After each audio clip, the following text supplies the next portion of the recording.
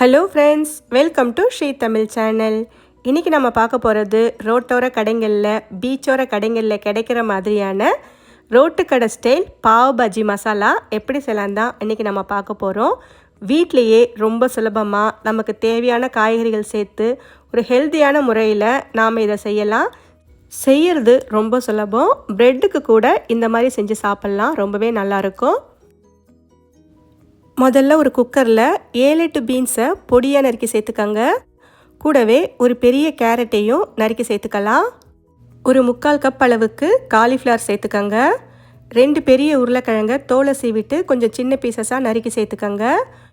ஒரு 1/4 கப் அளவுக்கு காஞ்ச பச்சை பட்டாணியை தண்ணியில் ஊற வச்சு அதுக்கப்புறமா சேர்த்துருக்கேன்.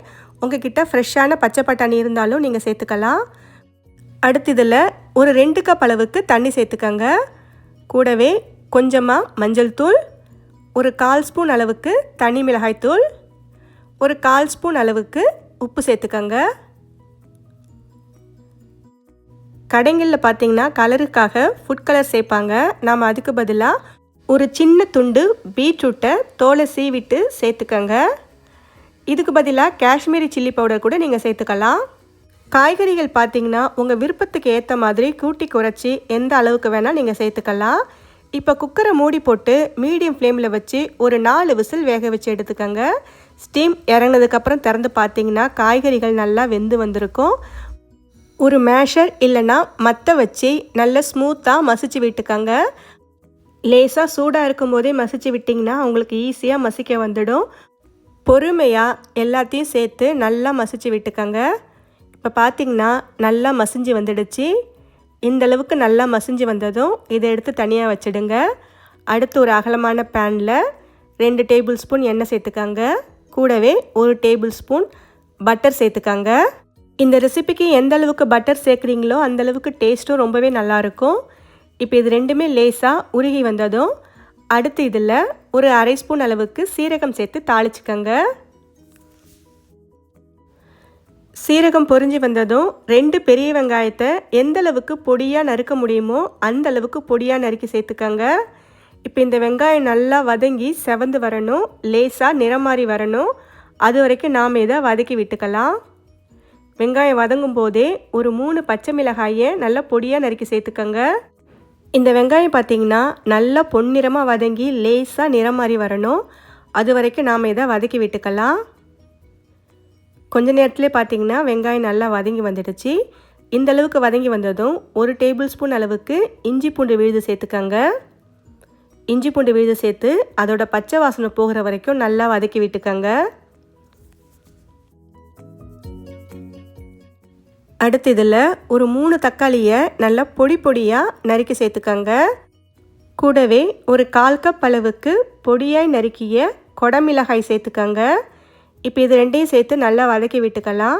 தக்காளி நல்லா வதங்கி கரைஞ்சி வரணும். அது வரைக்கும் நாம் இதை வதக்கி விட்டுக்கலாம்.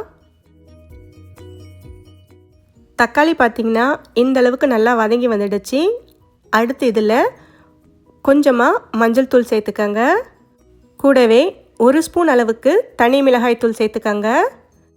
அடுத்து 1 டேபிள் ஸ்பூன் அளவுக்கு பாவ் பாஜி மசாலா பொடி சேர்த்துக்கங்க. பாவ் பஜ்ஜி மசாலா பொடி பார்த்திங்கன்னா சூப்பர் மார்க்கெட்டில் எல்லா கடைகள்லையுமே கிடைக்கும். ஒருவேளை உங்ககிட்ட அது இல்லைன்னா ஒரு 3/4 ஸ்பூன் அளவுக்கு மல்லித்தூள், 1/4 ஸ்பூன் அளவுக்கு கரம் மசாலா தூள் சேர்த்து நல்லா கலந்து விட்டுக்கங்க. இப்போ இந்த பொடிகள் சேர்த்து நல்லா கலந்து விட்டதுக்கப்புறம் அடுத்து இதில் ஒரு 1/4 கப் அளவுக்கு தண்ணி சேர்த்துக்கலாம். தண்ணி சேர்த்து ஒரு முறை நல்லா கலந்து விட்டு மசாலாவோட பச்சை வாசனை போகிற வரைக்கும் 1 நிமிஷத்துக்கு லேசாக கொதிக்கட்டும். அடுத்து இதில் நாம் வேக வச்சு மசிச்சு வச்ச காய்கறிகளை சேர்த்துக்கங்க. காய்கறிகள் சேர்த்து ஒரு முறை எல்லாமே சேர்ந்து வர மாதிரி கலந்து விட்டுக்கலாம். எல்லாமே சேர்ந்து வர மாதிரி கலந்து விட்டதுக்கப்புறமா ஒரு 1/2 கப் அளவுக்கு தண்ணி சேர்த்துக்கங்க. இது பார்த்திங்கன்னா ரொம்ப கெட்டியாக இருக்கக்கூடாது, கொஞ்சம் தண்ணியாக தான் இருக்கணும். அதே மாதிரி இது நல்லா கொதிச்சு வரணும். ஒரு 7லேருந்து 8 நிமிஷம் வரைக்கும் நல்லா கொதிக்கணும். அதனால் அதுக்கேற்ற மாதிரி தண்ணி சேர்த்து கலந்து விட்டுக்கங்க. தண்ணி சேர்த்து நல்லா கலந்து விட்டதுக்கப்புறம் தேவையான அளவு உப்பு சேர்த்துக்கங்க. உப்பு சேர்த்து சரியாக இருக்கான்னு செக் பண்ணி பார்த்துக்கங்க. இந்த சமயத்தில் உப்பு சேர்த்து லேசாக கலந்து விட்டதுக்கப்புறம் கிரேவியை லேசாக கொதிக்க விடுங்க. கொதிக்க ஆரம்பித்ததுக்கு அப்புறமா ஒரு மூடி போட்டு மூடி வச்சிடுங்க. மீடியம் ஃப்ளேமில் ஒரு 7லேருந்து 8 நிமிஷத்துக்கு நல்லா கொதிக்கட்டும். இடையில திறந்து கலந்து விட்டுக்கங்க, அடி பிடிச்சிடாமல் இருக்கிறதுக்காக. ஒரு 7லேருந்து 8 நிமிஷம் மீடியம் ஃப்ளேமில் நல்லா கொதித்து வந்ததுக்கப்புறம் நாம் ஸ்டவ்வை ஆஃப் பண்ணிடலாம். கடைசியாக கை நிறைய பொடியாக நறுக்கிய கொத்தமல்லி இலை சேர்த்துக்கங்க. 1 டேபிள் ஸ்பூன் பட்டர் சேர்த்துக்கங்க. இது எல்லாத்தையும் சேர்த்து நல்லா ஒரு முறை கலந்து விட்டுக்கலாம். அவ்வளவுதான், நமக்கு சூப்பரான ரோட்டு கடையில் கிடைக்கிற மாதிரியான பாவ் பஜ்ஜி ரெடி ஆகிடுச்சு. இது பாவுக்கு மட்டும் இல்லை, நம்ம சாதாரணமாக டீ கடையில் கிடைக்கிற பன்னு ப்ரெட்டு கூட நீங்கள் சாப்பிட்லாம். சாப்பிடும்போது பொடியாய் நறுக்கிய வெங்காயம் மேலே தூவி தேவைப்பட்டால் கொஞ்சமாக லெமன் ஜூஸ் சேர்த்துக்கங்க. அவ்வளவுதான் ஃப்ரெண்ட்ஸ், ரோட்டோர கடை ஸ்டைலில் ரொம்ப சுலபமாக வீட்லேயே ஹெல்த்தியான முறையில் பாவ் பஜ்ஜி சூப்பராக ரெடி பண்ணிட்டோம்.